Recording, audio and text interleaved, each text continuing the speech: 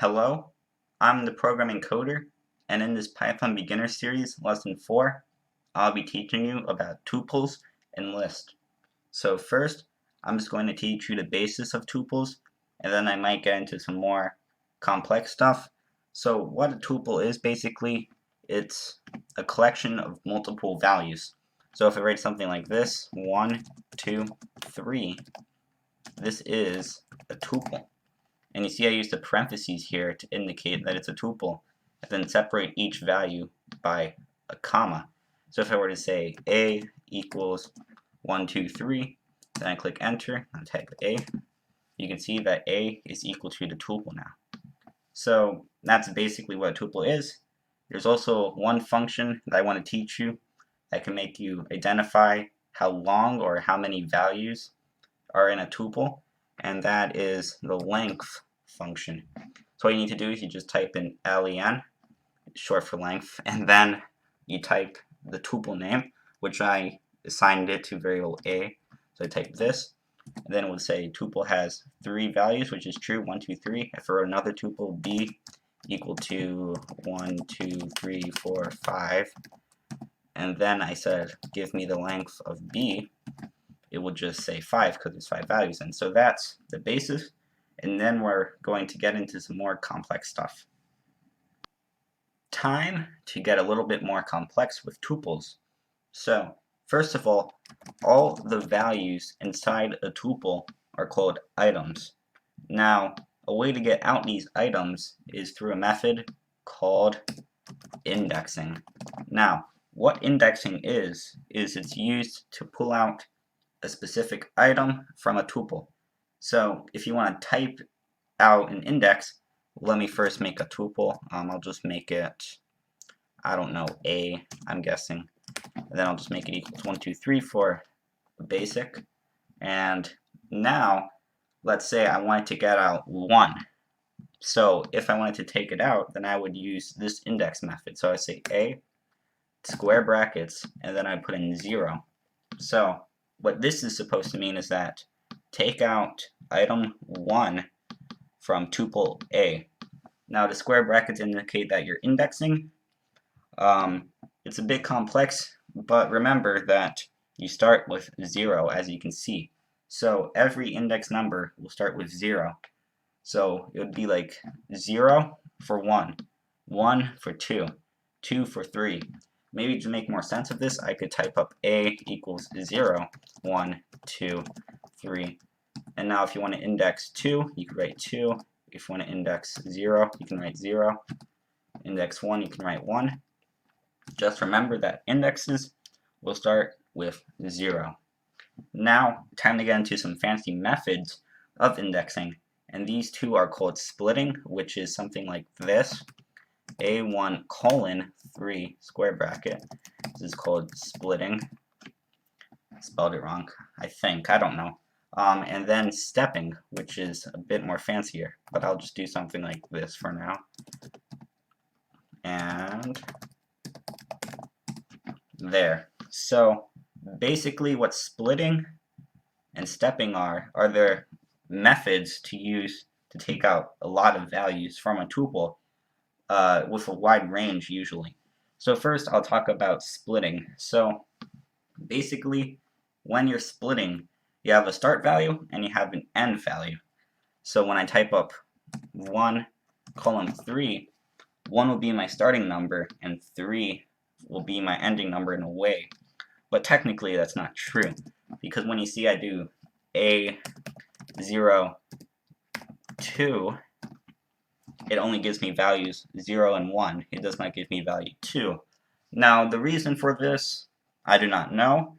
It's just the way Python is used and made. But when splitting, you basically are taking out a chunk of the tuple. So if I were to say I wanted chunk 2 to 3, I could say I don't know, I would just like do 2, 3, but I can't actually take out 3. Now, there is a way to do it. I will teach you it, and this is called splitting to the end. So when you do this, you would instead use 2 colon, and then you would stop right here. So this indicates that take the ending number. So I'll just call this splitting to the end. And you see now I have the value 3. Now, this is used for practically many useful reasons. One is because usually you cannot find the ending number. It's pretty hard. So if you want to take the ending number from a tuple or a list, which we'll talk about later, you will usually use this splitting method. Now there's another one, not as important, but splitting from the beginning, like this. I could say a default colon 2, and this will give me 0, 1. Now I could also just do this, and it would do the same exact thing. Why can't I type a 0? Sorry, guys. But not as useful, just a bit faster. But remember that these are called default values. Now, default values, usually some type of functions or indexes or methods in Python will have a default value. And these default values will make coding faster or easier for the programmer to use. So just remember, sometimes functions can have default values. We'll talk about this a bit more later, but for now, you know about splitting, and we also have to learn about stepping. So in stepping, just kind of imagine some stairs, and let's say I made a step like 2. Now the ending value is going to be the step value. So we'll put 0, 2. But the way this works is you have A, and then you have the starting number. So what if I said like 1, for example? It will start on index 1 or item 2, because remember indices start from 0. And then you would have the ending number, which I wouldn't really put in, but for this example I would put in a 3. And then you would have a stepping number, so I could put in a 2. And then if I ran this, the only value that comes out is 1. Because remember, ending numbers subtracted by 1, kind of. It's not exactly true when using ending numbers, but it will step from 2. So what it'll do is it'll go to index 1, right? And then it would have index 3 here, but it won't count really, so it will only take out index 1.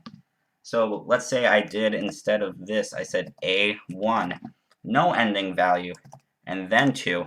It will give me 1 and 3 because the ending number does not count, or we use this type of splitting method in a way. So stepping, kind of like taking steps, I could practice a bit more. Let's say we did 1, 2, 3, 4, 5, and we wanted to get values 1, 3, and 5. What do you think we'll do? Well, what I would do for this is I would do B colon, starting number default 0, and then ending number default also. So it'll just take in 5, it'll include 5, and then it'll step by 0. So it'll give me 1, 3, and 5. Now let's just say I wanted 2, 3, 4. How would I do this? Pretty complicated, but I think we can get used to it. So let's start on 2, right? And then we want our ending number to be 5 because we don't want to include 5. And then we want to step by 1. So when we do this, we get 3, 4, 5. But we could also do this by other methods or other ways. But for now, you know about stepping and splitting in tuples. It's now time to learn about lists. Now, lists are very similar to tuples in some ways, but in other ways, lists are very different. So to type a list, first you need to use square brackets, and then you would put any input inside, like this. And this would be called a list. So let me assign this to a variable. I'll just assign it to A like I always do. And the huge difference between lists and tuples are that tuples are immutable and lists are mutable. So what that means is that tuples cannot be changed in any ways. You can't add values, you can't take away values, you can't change the order of values, but in lists you can do that. You can add values, you can take away values, and you can change the order of values. So I'm going to be teaching you about the functions that can make you be able to do this in a list.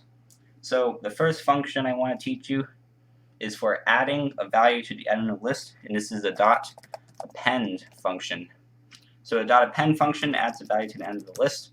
So I'm going to make up a story, and let's say that we had to go shopping, and we first had two items in our list, and that's cheese and juice.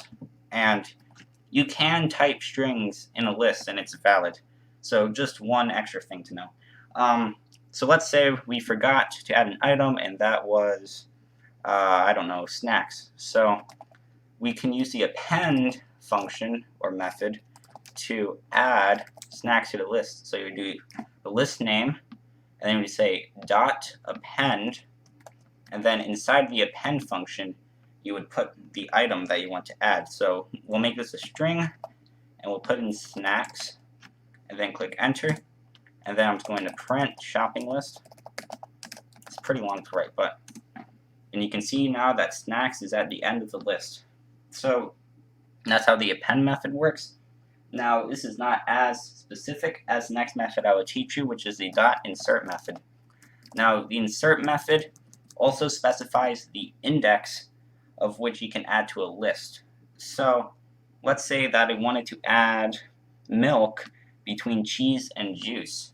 So I can't use the append because the append would just add to the end, it wouldn't work. But I could use the insert. So what I would do is I would type shopping list dot insert, and then you can see in here that it says index and then object. So first you type the index, so I want it between cheese and juice. So what index do you think I would add it to? If you said 1, you'd be correct, because in the new list it would be cheese would be 0, and then milk would be 1, then juice would be 2. So you have to think about what the future list would be and where do I want to insert it. And then you would just specify the item, which was milk. So you type that up, and then you can print shopping list, and you will see that milk is between cheese and juice. So that's how the insert method works. Now for the pop method, it's kind of like the insert method. You can specify an index, you just don't have to specify an item type. So the pop method, let's say that we wanted to take away juice. So what we would need to do is we would type shopping list, and then we would use the dot pop method, and the pop one would take away, and then you would say the index in here. So let's count. So 0, 1, 2. This is the one we want to take away. So we'll write index 2, and then if we click enter, it says juice because that's the one that's popping. And then if you print shopping list,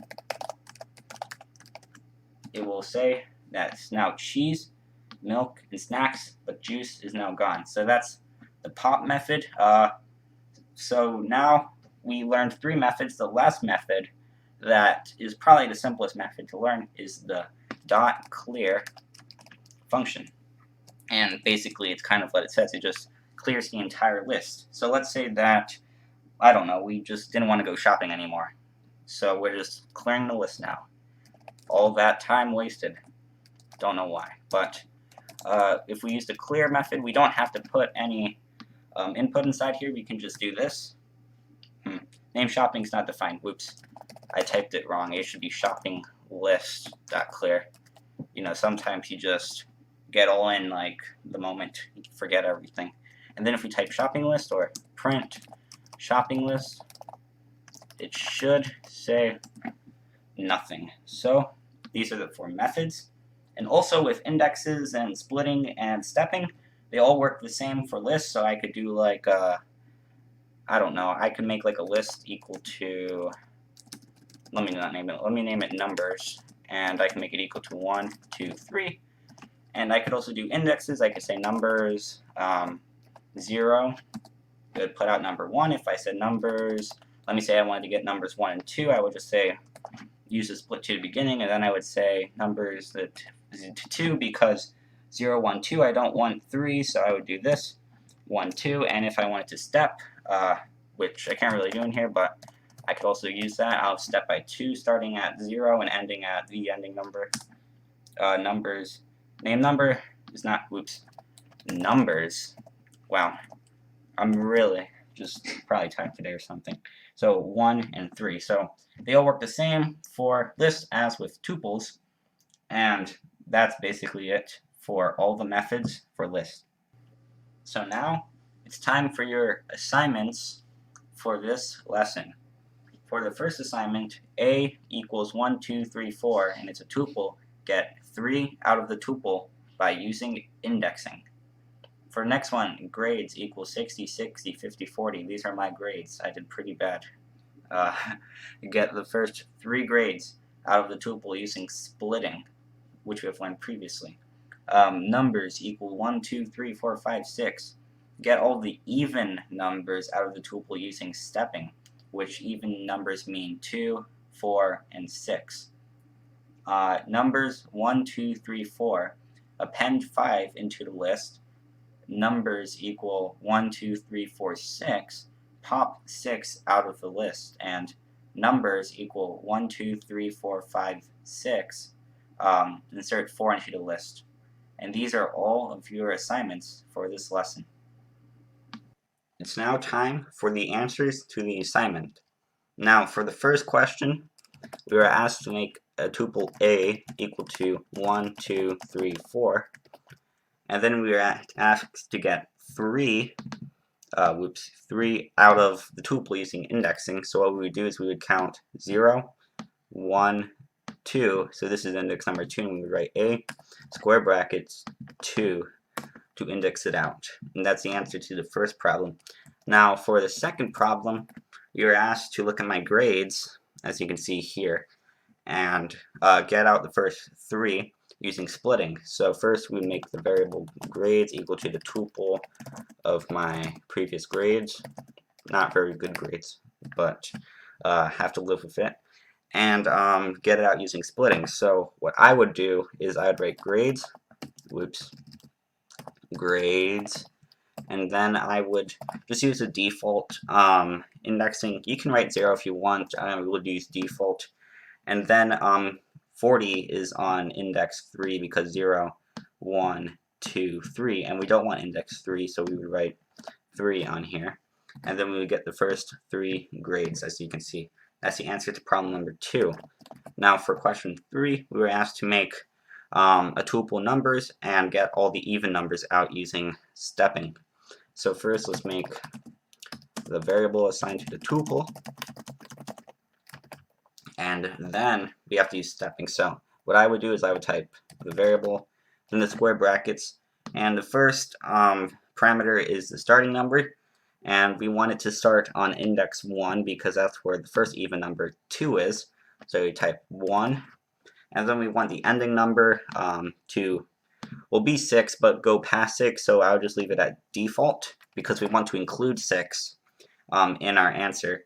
And then we want to step by values of 2 because we want to get 2, 4, and 6 and skip past 3 and 5. So I would just type 2 in here as a stepping value, and then we should get 2, 4, and 6 as our answer, and that's the answer to number 3.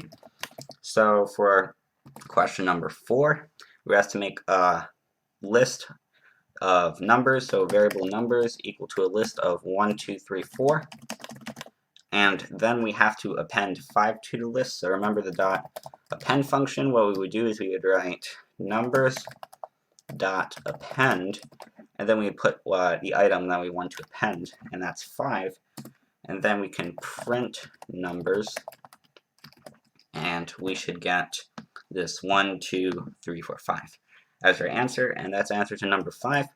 Now for the 5th question, we have to make another list, also numbers is assigned to the list, and pop 6 out of this list. So what we do is we do numbers equal to 1, 2, 3, 4, 6, and now if you remember the dot pop function, what we type is numbers dot pop, and then we want to put the index in here, so we do 1, or I start counting by 0 actually, so 0, 1, 2, 3, 4, and we want to take index 4 out, so you write 4 in here, and then it should take out number 6, and then if you print numbers, you should see that 6 is gone. Now, for the last question, number 6, we were asked to make this list. Numbers equal 1, 2, 3, 4, 5, or 1, 2, 3, 5, 6, and then insert 4 into the list. So you can write it uppercase. It doesn't really matter. I'll do that. But 1, 2, 3, 5, 6. You got to make sure it's correct. And then we want to insert it. So remember the dot insert method. It takes two parameters, the index and the item you want to add. So what you do is you type numbers dot insert, and then we want it to be between 3 and 5. So we'll go 0, 1, 2, and then we want 4 to be index number 3.